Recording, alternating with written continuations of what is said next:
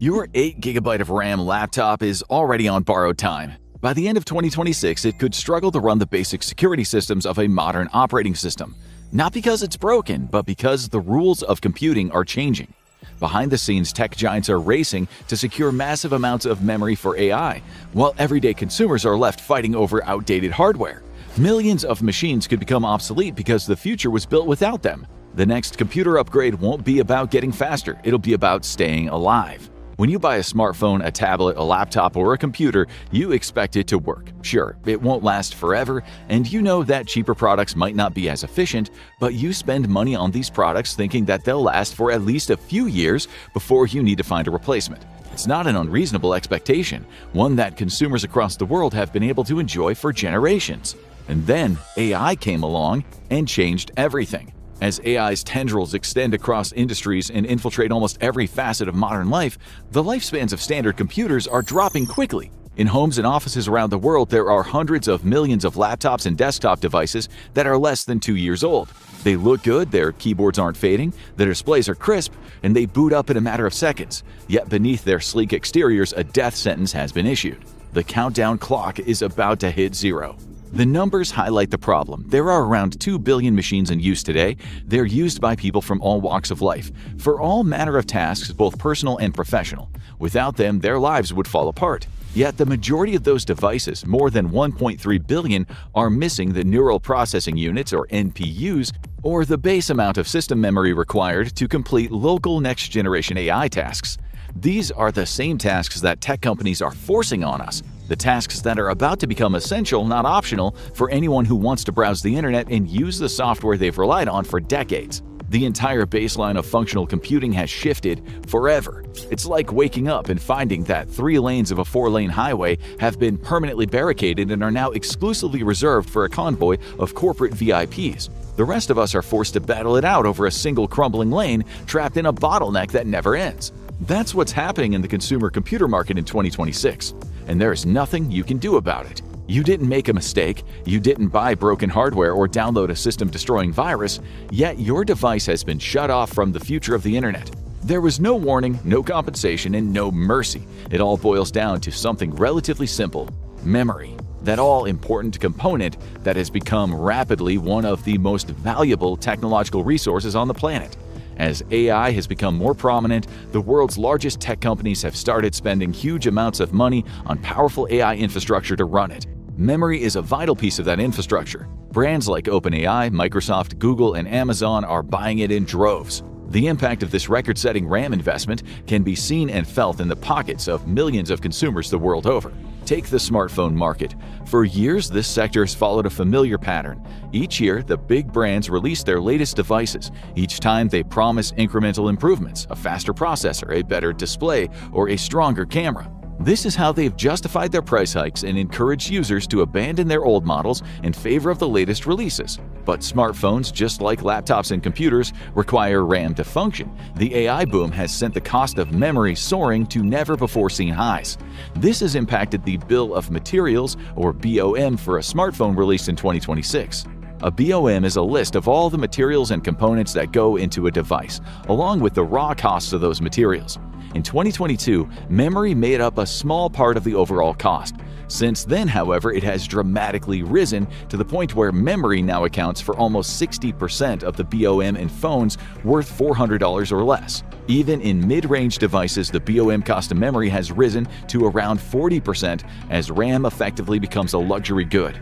This leaves smartphone manufacturers in a difficult position. They need to give people a reason to buy their latest devices, but are having to spend far more to make them. They can't pass all of those costs on to the consumer by raising the price of the device themselves. People have budgets. Not many are willing to hand over a few extra $100 for a phone that's more or less the same as last year's model. So they opt for a different tactic. A tactic that revolves around minimizing manufacturing costs by cutting corners as subtly as possible. They swap out camera sensors for smaller, simpler alternatives. They make the phone's frame from a cheaper, less durable material. They trade the battery for one with a shorter lifespan, but it is more affordable to source. They actively make their devices worse, using cheaper parts and materials to make changes that most people won't notice right away. On their own, any one of those changes would be almost invisible to the consumer. Together, they become a kind of a hidden tax. The spiraling costs of money have to be accounted for somehow, so even as the product gets worse, the price tag stays the same. The customer absorbs the added cost of RAM and ends up with an inferior phone.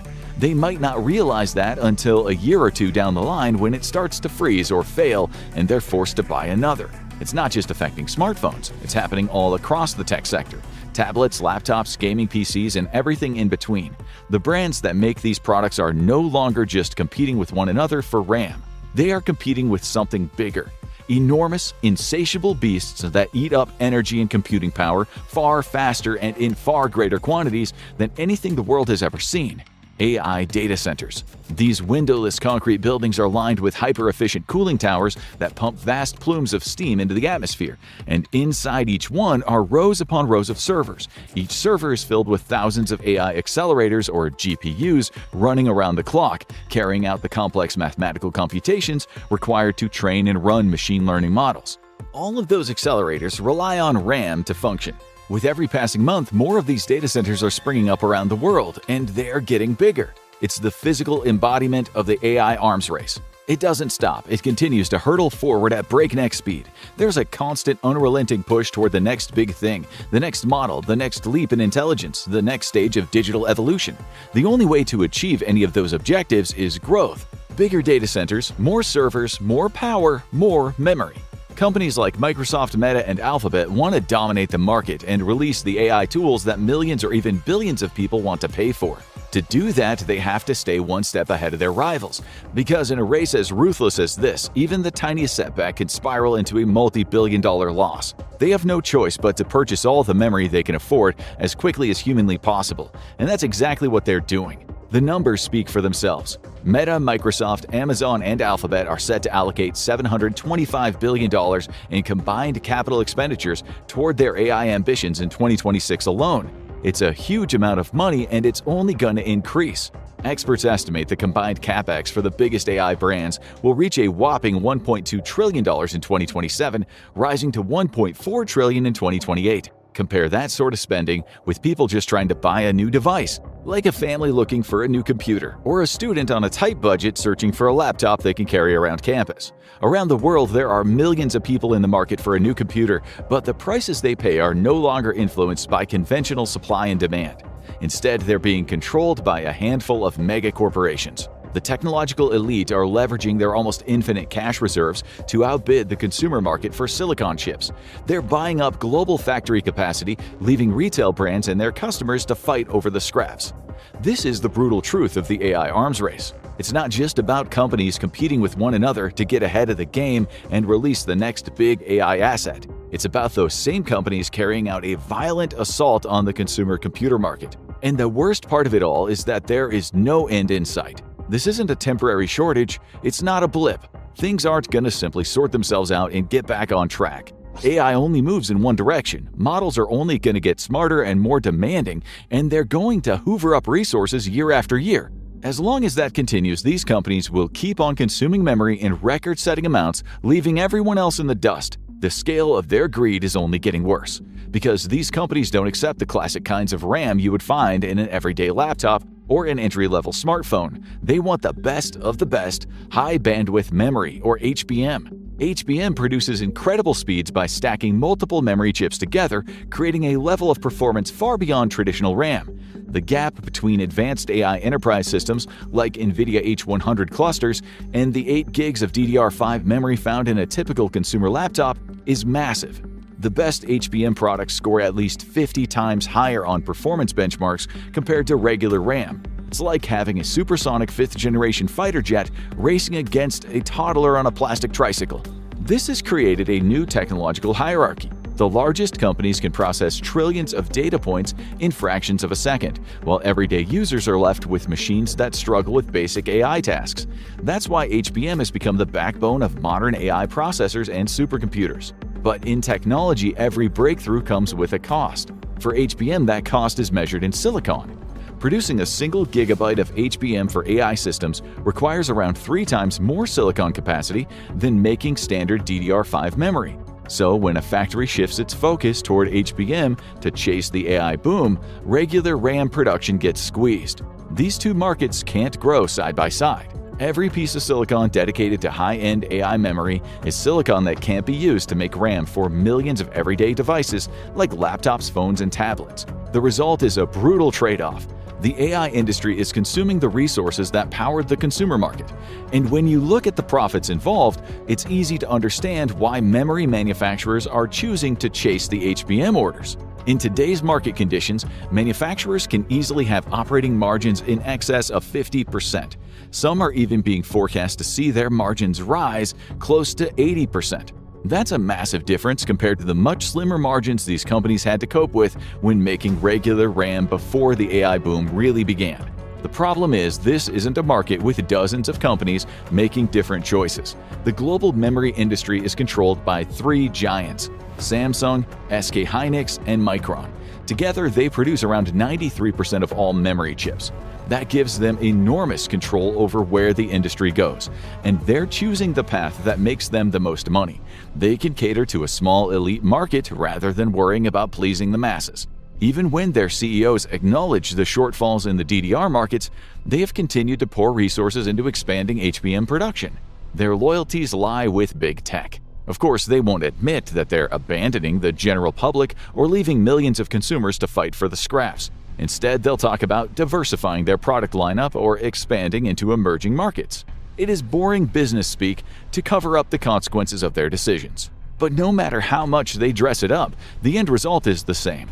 The HBM market gets bigger and richer, all at the expense of the DDR market. The likes of Meta and Microsoft get the massive stacks of chips they need to build bigger data centers and train their AI models. Families, students, and struggling professionals have to make do with less. This isn't a supply chain hiccup or an act of God. It's not some evil master plan either. It is a cold, calculated, entirely legal corporate strategy driven by the oldest and purest bedrock of the business world, the pursuit of profit. During the final quarter of 2025, SK Hynix saw a 66% increase in revenue compared to the same period a year earlier. Operating profits also surged by 137% over that same span of time. It was a similar story at other big memory firms. They didn't go all in and starve the DDR market entirely, but they made a big enough investment to send their profits and their shareholder satisfaction rates to record levels. The ugly byproduct of this strategy, however, is a ruthless reallocation of global resources away from the working and middle classes. While the market evolves to optimize yields for every single square millimeter of silicon in existence, a memory famine has swept across large parts of the world, and in the wake of that famine, a frightening new reality is beginning to emerge. A divided reality, a digital caste system, a world in which 2 contrasting extremes exist in a state of chaos. On the one hand, there are the hyper-advanced AI systems training on never-ending sets of data, chewing through resources. As these systems grow smarter and stronger, their capabilities increase exponentially, to the point where almost no task is impossible.